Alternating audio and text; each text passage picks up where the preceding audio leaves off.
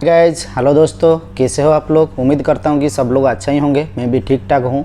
आज हम लोग बात करेंगे कि इलेक्ट्रिकल फोरमैन। बहुत सारे इसके ऊपर वीडियो बनाने के बाद भी मेरा दूसरा जो भी वीडियो जा रहा है उसमें यही कमेंट्स आता है जो थोड़ा लोग को समझ नहीं आया। शायद मेरा एक्सप्लेन में कुछ प्रॉब्लम है, तो इसके लिए मैं सोचा कि व्हाट्सएप से बहुत सारे बात किया, मैं कमेंट्स में भी रिप्लाई किया, तो सोचा कि इसके ऊपर वीडियो एक बना दूँ जिस वजह से आपको क्लियरली समझ आए। क्यों बात तो हम व्हाट्सएप से 2 मिनट 3 मिनट ही बात करेंगे तो आधा घंटा का स्टोरी तो समझ नहीं आएगा। तो पूरा उसका जो भी है A to Z पूरा डिटेल मैं आप लोग को बता दूंगा। सही है।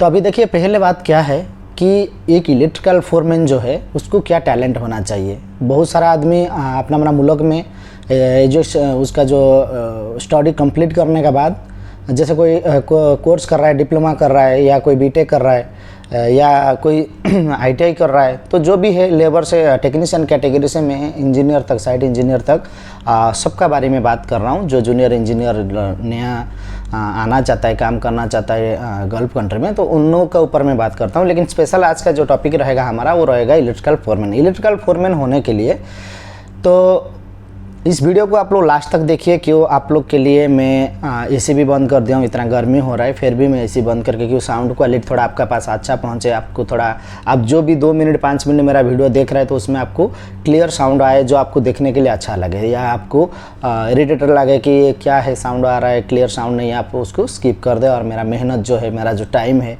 तो सब बेकार जाएगा। तो वीडियो को लास्ट तक देखिए, जिस वजह से आपको मेरा वीडियो पूरा देखने के बाद मैं उम्मीद करता हूं कि आपको पूरा समझ आएगा कि आपको रिप्लाई करने के लिए, कुछ भी पूछने के लिए ज़रूरत नहीं होगा। उसका बाद में भी और कुछ आपको जानकारी चाहिए, आप कमेंट्स बॉक्स में कमेंट कर सकता है, मैं उसका रिप्लाई आपको दे दूँगा।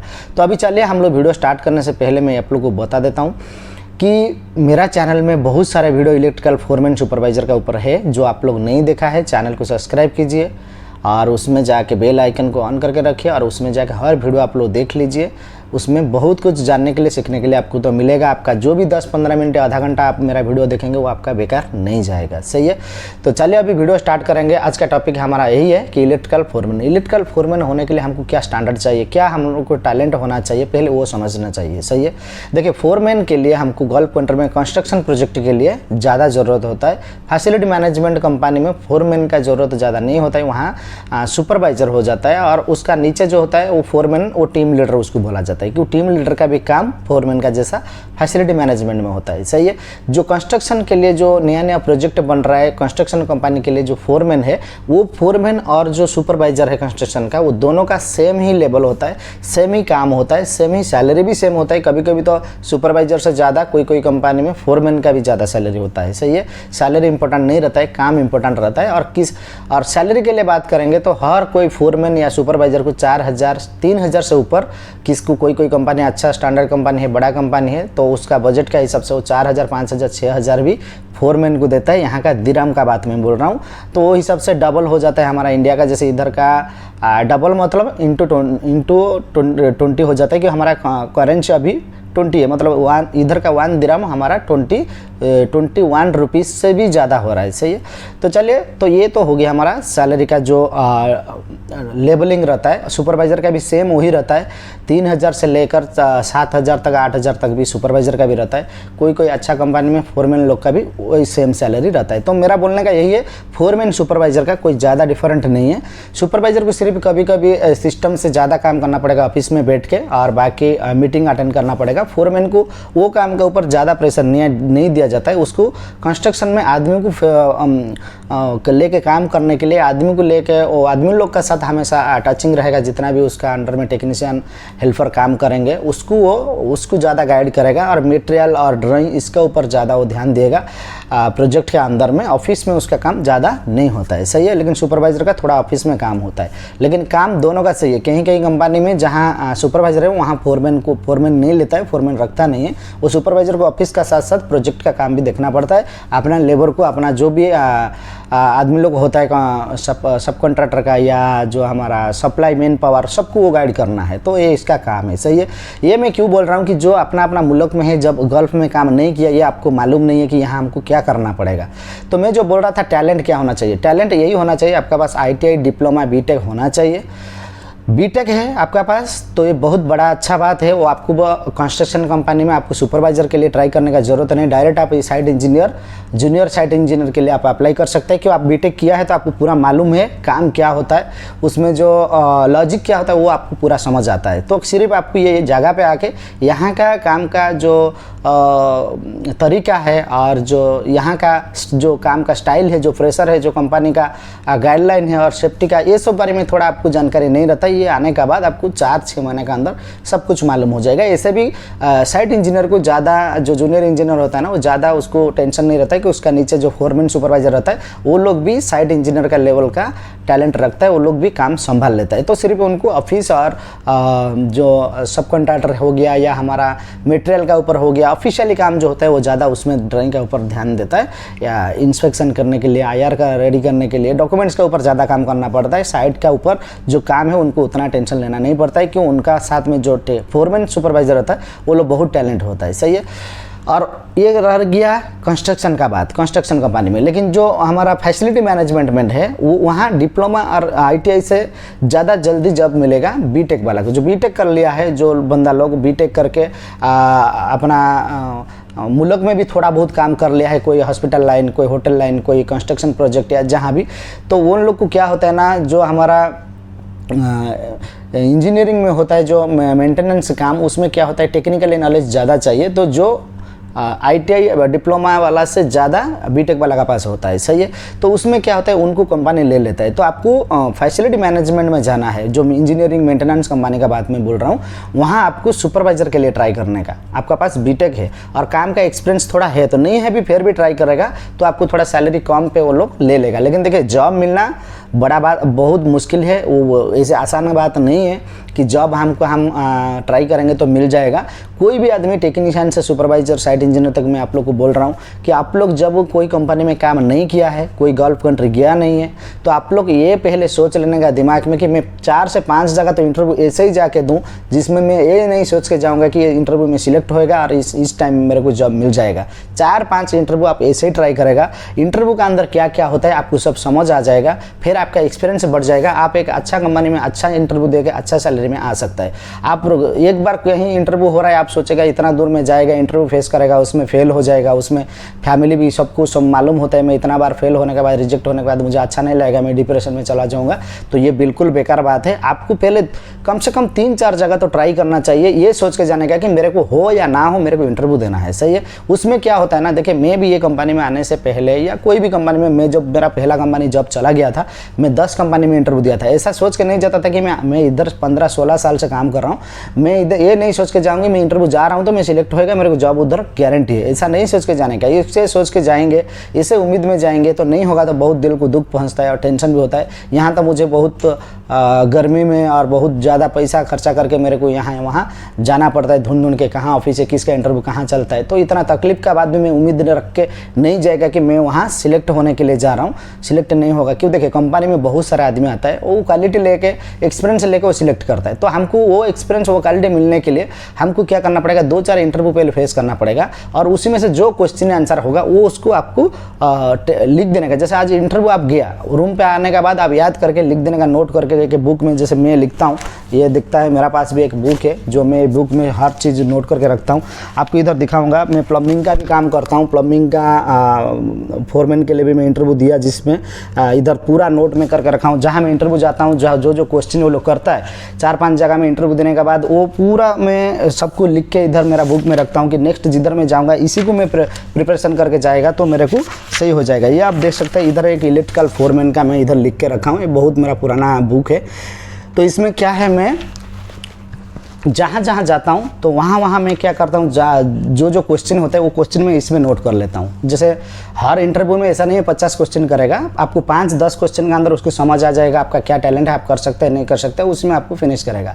तो उसमें क्या होता है, जैसे आप 4-5 इंटरव्यू दिएगा तो उसी में से आपको 40-50 क्वेश्चन आंसर आपको मिल जाएगा, ये क्वेश्चन भी मिल जाएगा, जिस वजह से आप प्रिपरेशन कर सकते हैं। मैं जहाँ जहाँ गया, क्या क्या उधर इंटरव्यू में पूछा जाता है, मैं उसको नोट कर चुका हूँ। ऐसा नहीं है, मेरा बहुत सारे वीडियो आप देख सकते हैं, इधर इलेक्ट्रिकल फोरमैन है, उसका नीचे पूरा क्वेश्चन है, क्वेश्चन के साथ में मेरे को आंसर मालूम है, मैं लिख के रखा हूँ, यहाँ पूरा मैं लिख के इसमें नोट करके रखता हूँ। सही है। जहाँ दूसरा ट्रेड का भी मैं ट्राई करता हूँ तो वहाँ का भी मैं लिख के रखता हूँ। तो इसमें क्या हो जाता है कि आपको ये टेंशन नहीं रहेगा कि आप नेक्स्ट जिधर जाएगा आपको पूरा मालूम पड़ जाएगा कि क्वेश्चन आंसर क्या क्या होता है, तो आप वो हिसाब से प्रिपरेशन करके जाएगा तो आप 100% सिलेक्ट हो जाएगा। सही है।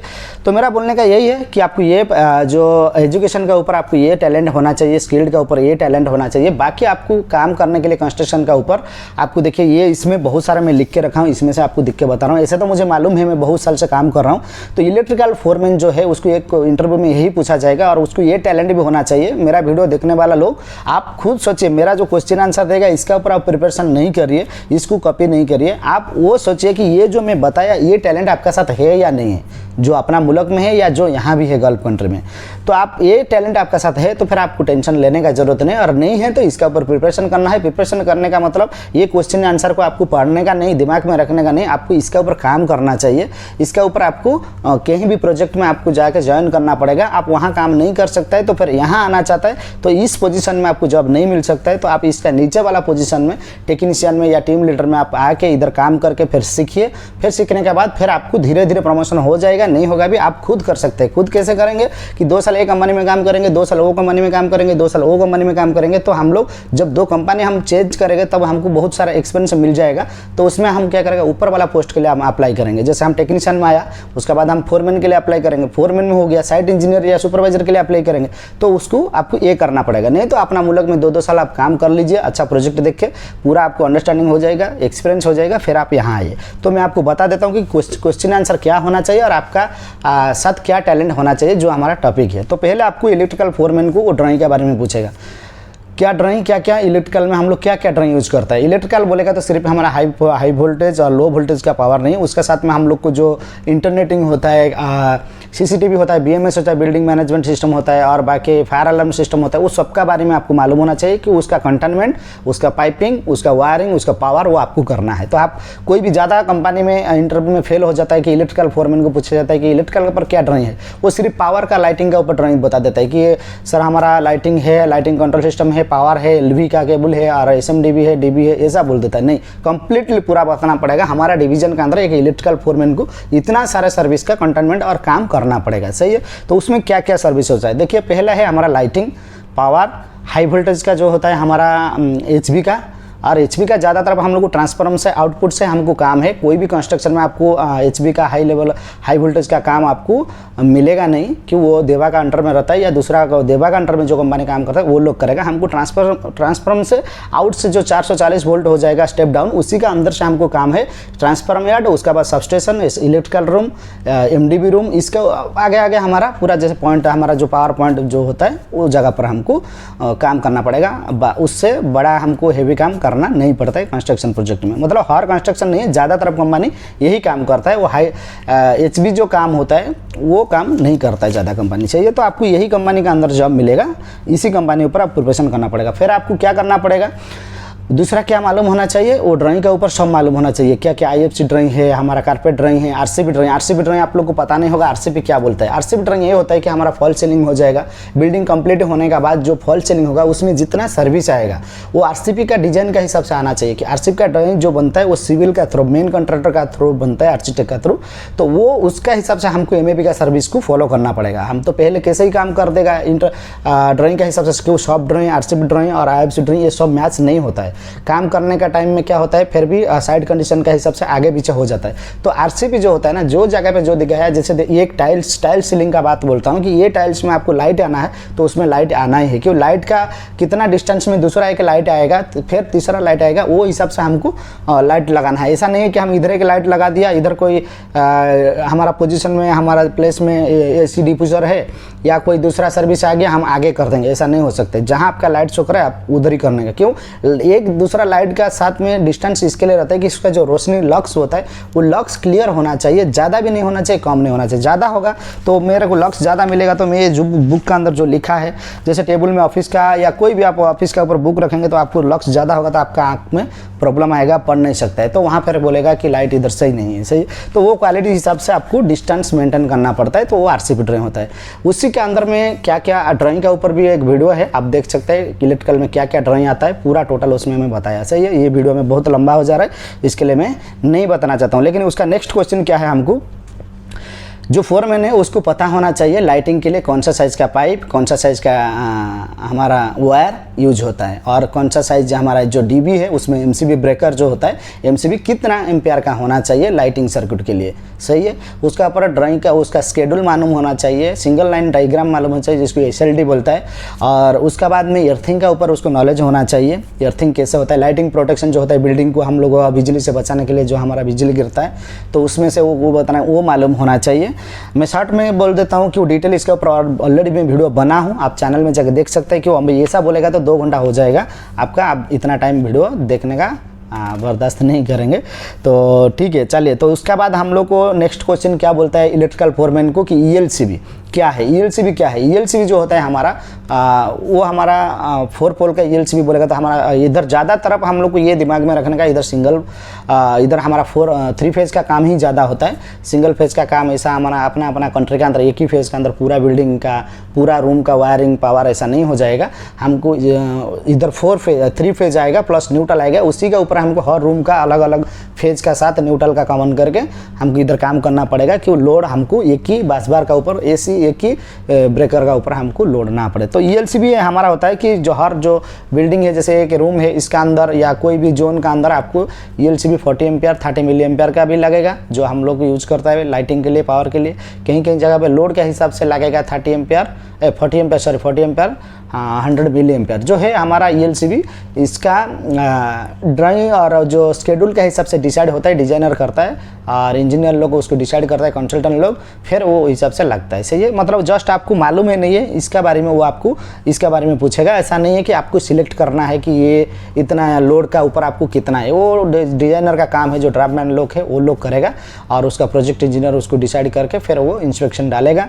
इंस्पेक्शन में अप्रूवल हो जाएगा कंसल्टेंट लोग का कहीं हाँ ये सही है, तो फिर उसका हिसाब से डीबी में ब्रेकर्स लग जाएगा, सही है। तो एमसीबी कितना प्रकार होता है आपको पूछेगा, एमसीबी कितना है, मतलब हमारा जैसे हमारा 10 एमसीबी तो आप बोलेगा तो आपको 6 एम्पियर से लेकर पूरा बहुत सारा हमारा 63 एम्पियर तक नॉर्मली होता है। उसका बाद में भी बड़ा एमसीबी जो हो जाता है 80 एम्पियर का, 100 एम्पियर का, 125 एम्पियर का, ऐसा आगे 150 ऐसा बड़ा बड़ा होता है। वो सब इंडस्ट्री एरिया के लिए हमको कमर्शियल के लिए चाहिए, लेकिन जो फ्लैट के लिए बिल्डिंग के लिए चाहिए उतना हैवी नहीं चाहिए, सिर्फ एमडीबी रूम में और एसएमडीबी के अंदर वो चाहिए। तो इससे आपको बोलेगा कि ट्रांसफार्मर से लेकर आपको लाइट पॉइंट तक या आप एक अपार्टमेंट का रूम तक फ्लैट तक जो क्या क्या उसका स्टेज बाय स्टेप आप बता के जाइए, एक डायग्राम बनाइए कि ये हमारा ट्रांसफार्मर हो गया और ये हमारा पावर पॉइंट हो गया, तो उसका बीच में क्या क्या होना चाहिए, किस रास्ता पे आना चाहिए। आप फोरमैन है, आप काम किया है, काम का एक्सपीरियंस है, आपको समझ आ जाएगा कि भाई हमको तो पहले ट्रांसफार्मर से एमडीबी रूम में आने का, एमडीबी रूम का बाद एक एसएमडीबी में आने का, इलेक्ट्रिकल रूम का अंदर जो एसएमडीबी होगा वो इलेक्ट्रिकल रूम से एसएमडीबी से कितना, एक फ्लोर में एक इलेक्ट्रिकल रूम होगा तो उसमें 10 फ्लैट होगा तो 10 इलेक्ट्रिकल डीबी सेपरेट के लिए हमको एक एसएमडीबी से हमको डीबी तक हमारा केबल जाएगा तो पावर जाएगा, तो वो हिसाब से आप डायग्राम बना सकते हैं। उसका बाद में एक डीबी का साथ से आपको पावर पॉइंट तक भी कैसे लेता है वो भी आप बता सकते हैं, तो वो आपको ये समझ आना चाहिए, सही है। और बाकी उसका बाद आपको क्या पूछेगा, केबल साइज पूरा बताइए, आपको क्या क्या इलेक्ट्रिकल में कितना साइज का केबल यूज होता है आप बता के जाइए। 1.5 से लेकर आप 400 स्क्वायर mm तक हमारा स्टैंडर्ड बिल्डिंग का अंदर यूज होता है। उसका बाद में भी हम सही है। और उसका बाद हमारा केबल भी होता है, 300 का केबल होता है, 120 150 ये सब पूरा केबल होता है। वो आपको एक लाइन से आपको 3 4 10 केबल आप बता देगा तो फिर वो हो जाएगा, वो ज़्यादा और पूछेगा नहीं। उसका बाद में आपको उसका ग्लैंड साइज पूछेगा, जैसे हम लोग का 25 स्क्वायर mm का केबल है, उसका ग्लैंड साइज कितना आना चाहिए। आप 32 का हमारा ग्लैंड आना चाहिए, तो 40 का कैसा आना चाहिए, 50 का केबल का कैसा आना चाहिए, कितना आना चाहिए, ऐसा ऐसा आपको पूछा जाएगा। तो 4-5 आपको उसका ऊपर, मतलब मेरा बोलने का ये है, कॉन्सेप्ट ये है कि आपको ग्लैंड और केबल का साइज मालूम होना चाहिए, सही है। चलिए, तो ये इसके ऊपर मैं वीडियो बनाया, चैनल में है, आप देख सकते हैं, बहुत सारे आदमी बनाया केबल और ग्लैंड साइज, आपको ये मालूम होना चाहिए बस। उसका बाद में एमडीबी डीबी और हाइट कितना है, जो एमडीबी और हमारा डीबी होता है, एमडीबी बहुत बड़ा होता है तो उसका तो हाइट वो तो नीचे फ्लोर में फिक्स हो जाता है, उसका ऊपर में वो जितना हाइट आएगा, जितना बड़ा डीबी है उतना हाइट आएगा, उसका स्टैंडर्ड हाइट नहीं है। लेकिन जो डीबी है, एसएमडीबी है, जो वॉल में हम लोग को लगाता है, वॉल में इंस्टॉल करता है, उसका जो स्टैंडर्ड हाइट है, कितना हाइट से ज़्यादा नहीं होना चाहिए, वो हमारा 180 सेंटीमीटर 1800 mm, सही है। 1800 mm में हमारा एफएफ लेवल से जो फ्लोर होएगा वहाँ से मीटर हम चेक करेंगे तो 1800 mm में हमारा डीबी का टॉप होना चाहिए। उससे ज़्यादा ऊपर आएगा तो हमको मेंटेनेंस करने करने के लिए, काम करने के लिए नीचे खड़ा होकर नहीं हो जाएगा, सही है। तो उसका स्टैंडर्ड हाइट ही वही है, वो आपको मालूम होना चाहिए, ये पूछा जाता है, सही है। उसका बाद में आपको पूछा जाएगा अपार्टमेंट में 12 केवी का मतलब 12 किलोवाट का पावर लोड है, एक अपार्टमेंट है, जैसे मैं एक फ्लैट है, ये अपार्टमेंट बोलेगा तो एक फ्लैट है, तो एक फ्लैट का अंदर हमको एक डीबी है, उसमें 12 किलोवाट का लोड है पूरा, जितना भी वॉशिंग मशीन चल रहा है, फ्रिज चल रहा है, किचन में लाइट और जो एसी चल रहा है, सब कुछ को हमारा 12 किलोवाट का हमारा लोड है। उसका केबल साइज़ कितना आएगा, हम उसको बताएंगे कि हमारा केबल साइज आएगा हमारा 4 core 25 mm, 4 core 25 square mm का केबल हम लोग को उसमें आता है ज़्यादा तरफ, और कहीं कहीं जगह पे भी थोड़ा अच्छा होने के लिए और भी ऊपर बढ़ा करके हम लोग 35 केबल भी लगा सकते हैं। मतलब 4 कोर बोलेगा तो 3 फेज प्लस न्यूट्रल उसमें आएगा, और एर्थिंग तो एडिशनल आता है, एर्थिंग तो आएगा ही, जितना साइज़ का केबल होएगा उसका आधा से ज़्यादा हमको एर्थिंग होना चाहिए।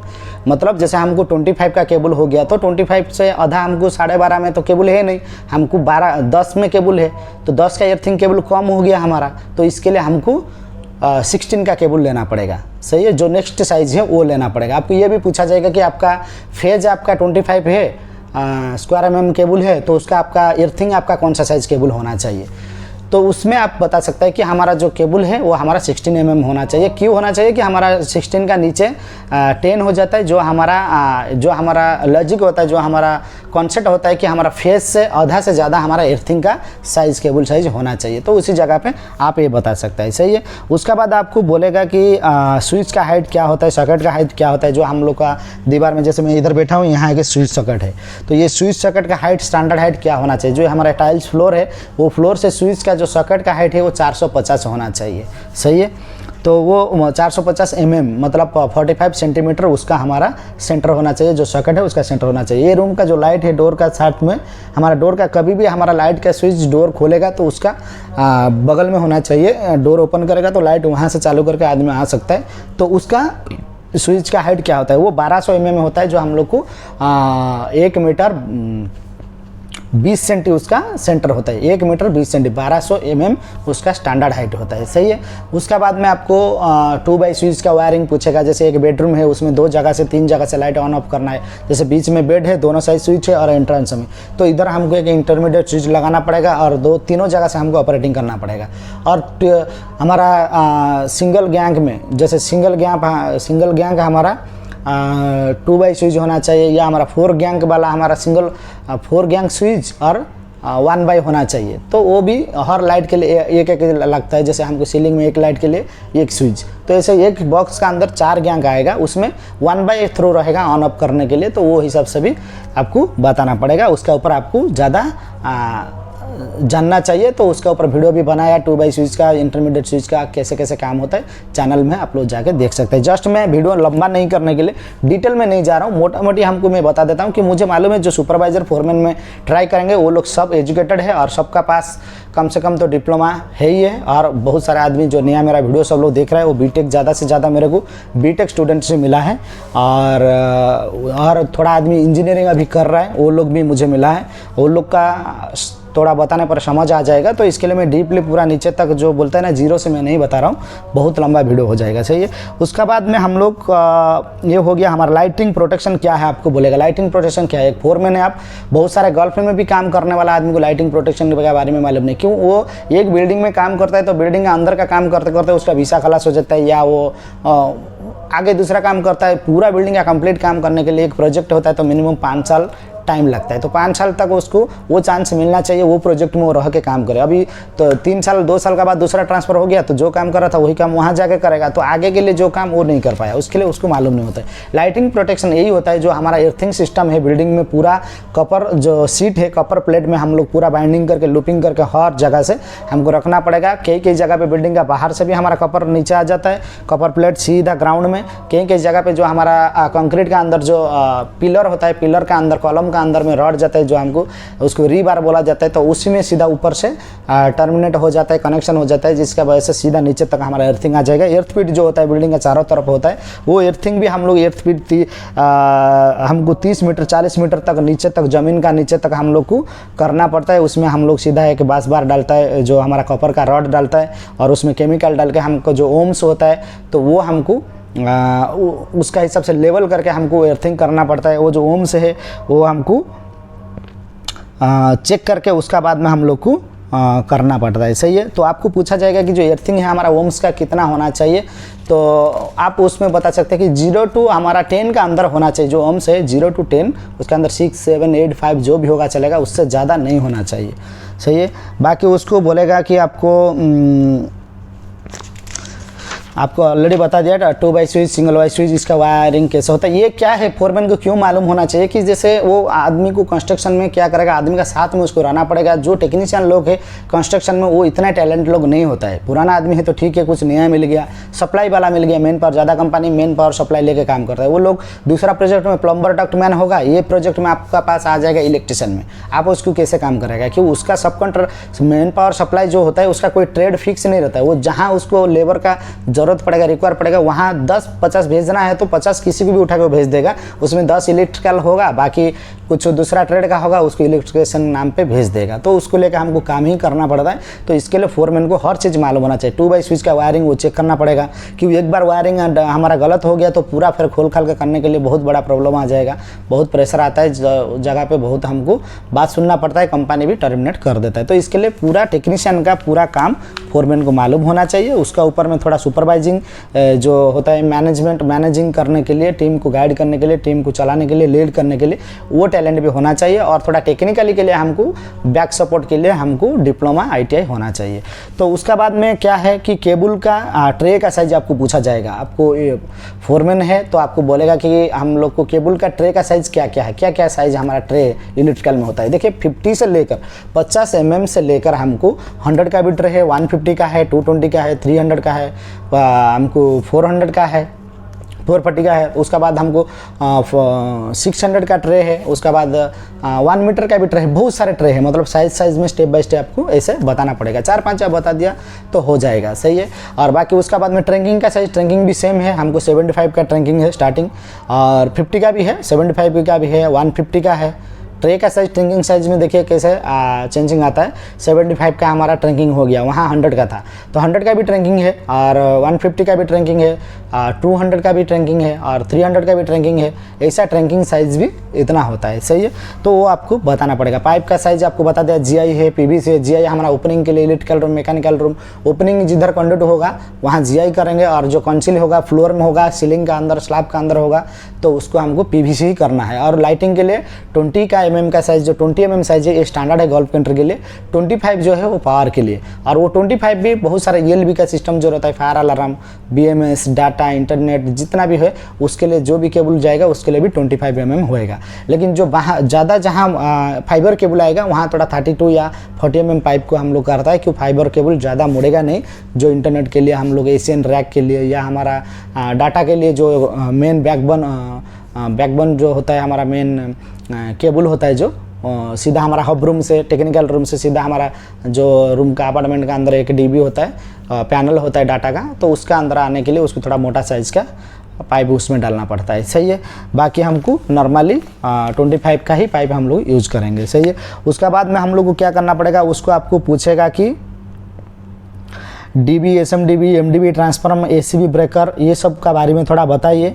और 240 का स्क्वायर का mm का केबल का साइज़ का उसका ग्लैंड कितना होना चाहिए। सही है।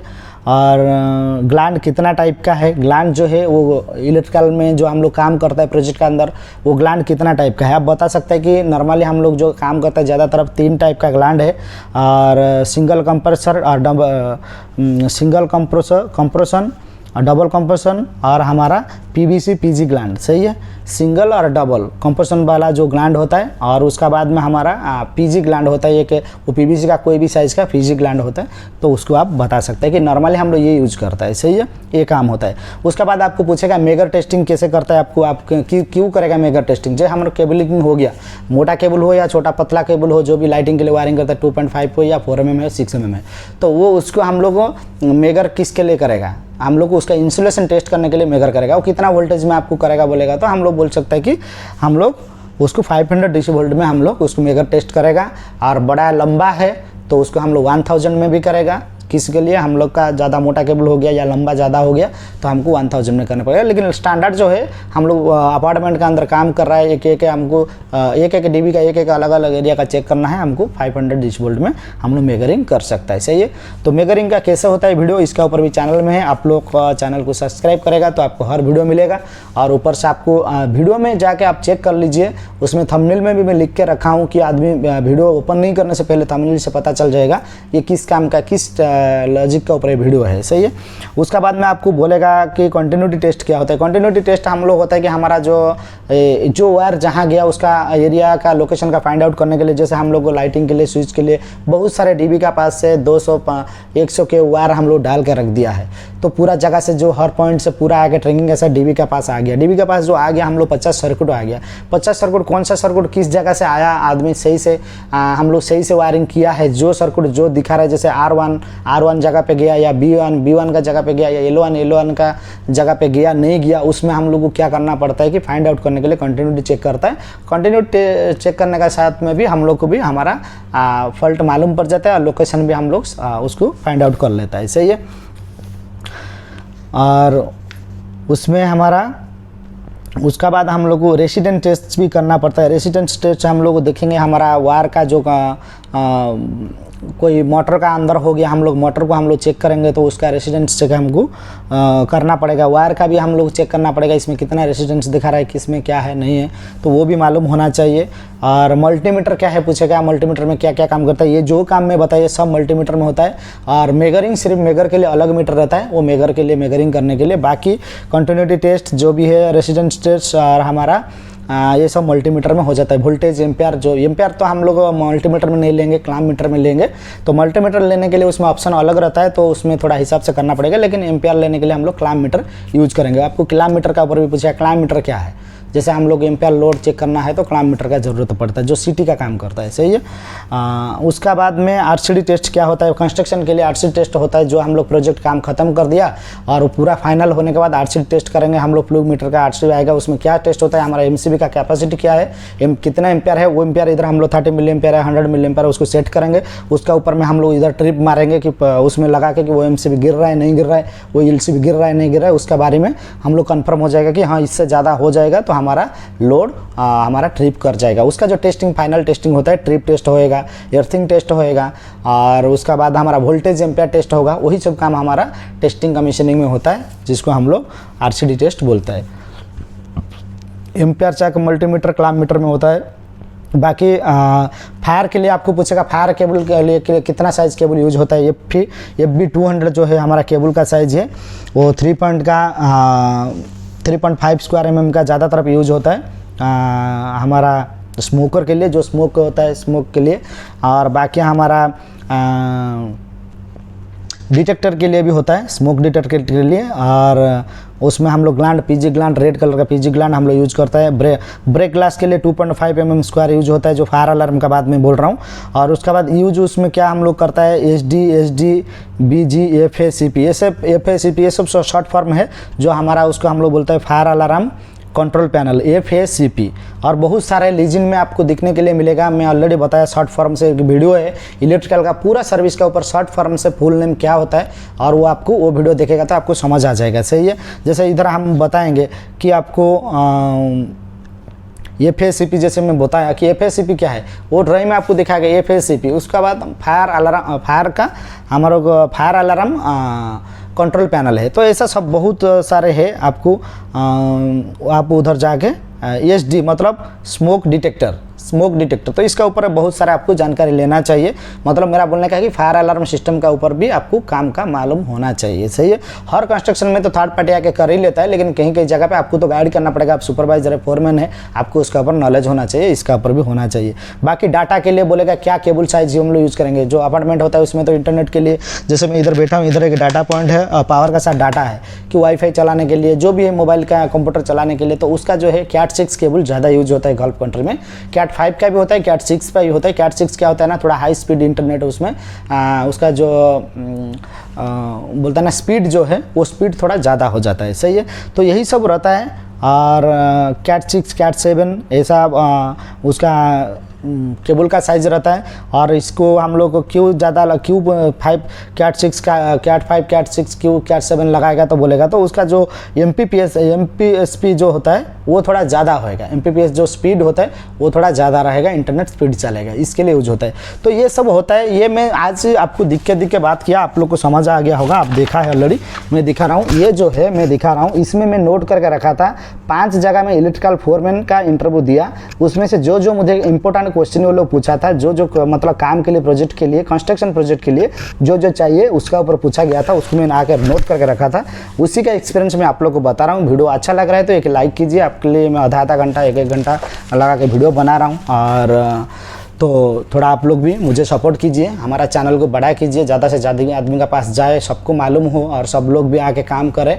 तो यही मैं बता दिया, काम का ऊपर, इंटरव्यू का ऊपर आपको बता दिया। बाकी आपको टैलेंट ऐसा होना चाहिए जो मैं पहले बताया, तो वो टैलेंट है तो आप लोग खुद पहले सोचिए वीडियो देखने के बाद, ये टैलेंट हमारे पास है नहीं है तो टैलेंट बनाएगा तभी तो हमको कोई जॉब देगा। तो टैलेंट बनाइए, टैलेंट बनने के बाद फिर आप लोग बाहर आइए, नहीं तो इससे पहले आप आना चाहिए। आप सोच रहे कि मेरा स्टडी खत्म हो गया, मेरा कोर्स कंप्लीट हो गया, मैं डायरेक्ट गल्फ कंट्री जाकर वहाँ काम स्टार्ट करेगा, तो फिर आपको एक ही रास्ता है, कोई ना कोई कंपनी में आप टेक्नीशियन में आ जाए। जो बीटेक किया है वो साइट इंजीनियर के लिए अप्लाई कर सकता है। क्यों? जो साइट इंजीनियर के लिए या मेंटेनेंस कंपनी में, फैसिलिटी मैनेजमेंट कंपनी में सुपरवाइजर के लिए अप्लाई करेगा तो आपको ज़्यादा ऑफिशियली काम करना पड़ेगा। इसके लिए आपको गल्फ का जो फील्ड का एक्सपीरियंस ज़्यादा आपको नहीं पूछा जाएगा, आपको जॉब मिल जाएगा। लेकिन देखिए, कोई भी जॉब, बहुत सारे आदमी इंटरव्यू दे रहा है, बहुत कंपनी का साथ बहुत आदमी इंटरव्यू दे रहा है, जिस वजह से हमको जॉब मिला इतना आसान नहीं है। लेकिन हमको ट्राई करने पर, 4-5 जगह ट्राई करने पर कहीं ना कहीं जगह पे हो जाएगा। आपको जॉब चाहिए, आप हमेशा सोचो कहाँ इंटरव्यू हो रहा है, वहाँ मेरे को जाना है, वहाँ अटेंड करना है, वहाँ इंटरव्यू देना है, भले सिलेक्ट हो या ना हो, वो ले या ना है। बहुत ज़्यादा मैं समझता हूँ कि बहुत ज़्यादा जो हमारा अपना कंट्री में होता है, वो लोग क्या बोलते हैं क्लाइंट लोग कि मेरे को एक्सपीरियंस वाला चाहिए, गल्फ में जो काम किया 4 साल 5 साल। देखिए वो बताएगा, लेकिन फिर भी आपको काम का ऊपर नॉलेज है, आप उसमें इंटरव्यू अच्छा कर सकते हैं, तो फिर भी थोड़ा कम सैलरी लगा के आपको लेकर आ जाएगा। और इसका बाद भी नहीं हो रहा है तो सीधा एक रास्ता है मेरा तो ये मानने का, आप एक टेक्नीशियन फील्ड में आ जाइए। आप किया, ठीक है, आप इंजीनियरिंग किया है, जो भी किया है, आप सीधा टेक्नीशियन में पहले आ जाइए। टेक्नीशियन के लिए आपको अप्लाई करना चाहिए, नहीं तो विजिट में आ जाइए। आपको बीटेक करके रखा है, आपका पास थोड़ा पैसा है तो फिर आप विजिट में आ जाइए। यहाँ आके विजिट में आएगा तो फैसिलिटी मैनेजमेंट कंपनी में आप इंटरव्यू देने का, वहाँ आपको जॉब मिलने का ज़्यादा चांस रहता है। कंस्ट्रक्शन के लिए इतना नहीं मिलेगा। कंस्ट्रक्शन के लिए आपको इंजीनियर के लिए अप्लाई करने का, जो बीटेक कर लिया है, और फैसिलिटी मैनेजमेंट के लिए आपको सुपरवाइजर का अप्लाई करने का। सही है? तो जो भी सैलरी देगा पहले ज्वाइन कर जाने का, 2 साल काम करने के बाद फिर आपका सैलरी भी बढ़ जाएगा, पोजीशन भी बढ़ जाएगा। और जो लोग बीटेक करके रखा है और डिप्लोमा करके रखा है, वो लोग टेक्नीशियन में आएगा तो ये नहीं सोचने का आपको टेक्नीशियन जैसा काम कराएगा। 6 महीने के बाद आपको कैसे भी सुपरवाइजर का जिम्मेदारी, सुपरवाइजर का पोजीशन आपको मिल जाएगा। वो क्या करेगा कि आपको देखेगा कि ये आदमी एक टैलेंटेड आदमी है, इतना एक्सपीरियंस है, मतलब इतना एजुकेशन है, इसको मैं ऑफिस में बैठा के एक इसका जगह पे, एक इंजीनियर का जगह पे इसका क्यों मैं काम नहीं लूँ, उसको एक लेबर का, टेक्नीशियन का काम क्यों लूँ। तो आपको खुद का खुद वो चेंज करा लेगा। बाद में सैलरी का ऊपर, पोजीशन का ऊपर वो 2 साल का बाद वो आपको प्रमोशन कर सकता है। सही है? और नहीं भी कर सकता है तो आप काम करके उसी लेवल में आपका एक्सपीरियंस भी हो जाएगा, आप वो कंपनी छोड़ के दूसरा कंपनी में जा सकता है। तो यही था मेरा एक वीडियो आज आप लोग को समझाने के लिए, आप लोग को मेरा खुद का एक्सपीरियंस देने के लिए, और आपको थोड़ा हिम्मत देने के लिए। इस टाइप से हमको गल्फ कंट्री में काम मिल सकता है। यही एक ही रास्ता है जो हम इधर इतना सालों से रह के जो हमको एक्सपीरियंस मिला, जानकारी मिला, उसी का ऊपर मैं थोड़ा आप लोग को बताया।